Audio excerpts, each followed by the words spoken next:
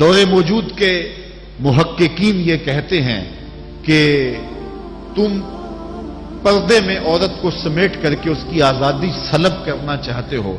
واجبی سا پردہ کافی ہے، لیکن چہرے کا، ہاتھوں کا اور دیگر جو ہے وہ کچھ اعضاء کا پردہ ضروری نہیں ہے.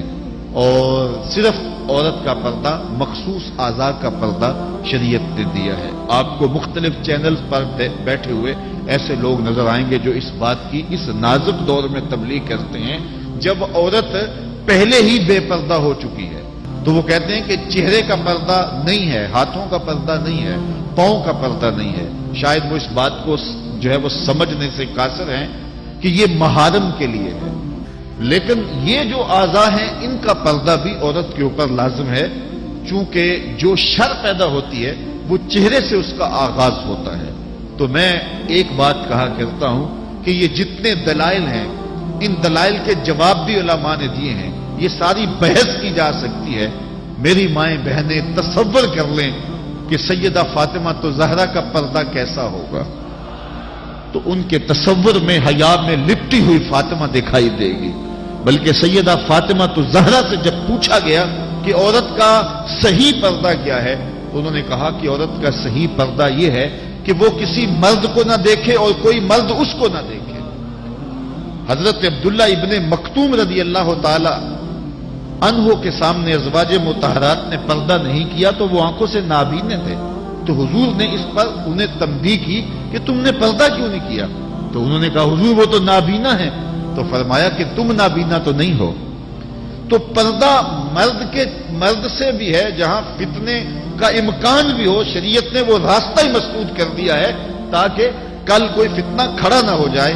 تو میں سادی سی بات یہ کرتا ہوں کہ پردے کے حوالے سے دلائل کی دنیا بھی ایک بہت بڑی دنیا ہے، لیکن میری مائیں اور بہنیں یہ تصور کریں کہ سیدہ فاطمہ تو زہرا کا پردہ کیا ہوگا، تو یہ تصور کرنے سے ہی طبیعت میں حیا پیدا ہونا شروع ہو جائے گا اور سیدہ کا پردہ اور ان کی عصمت اور ان کی آبرو کا انداز سمجھ میں آ جائے گا.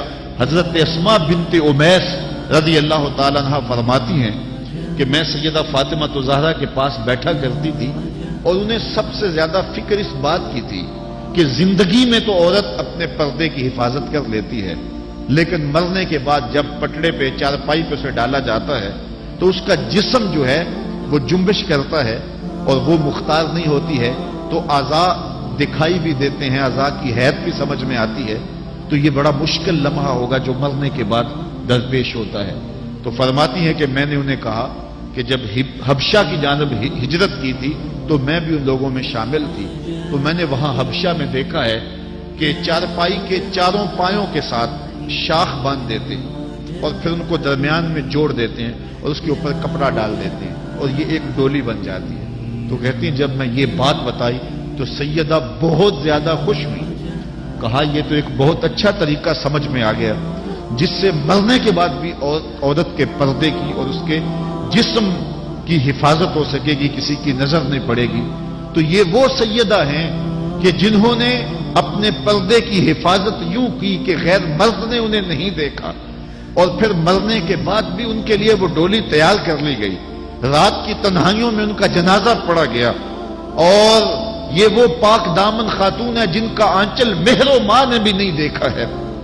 اور جب قیامت کا دن ہوگا تو حضرت سیدہ فاطمہ تو زہرا 70,000 خواتین کے جلو میں نکلے گی تو آواز آئے گی یا اہل الجمع غدوا ابصارکم لأن فاطمہ بنت محمد حتی تمر.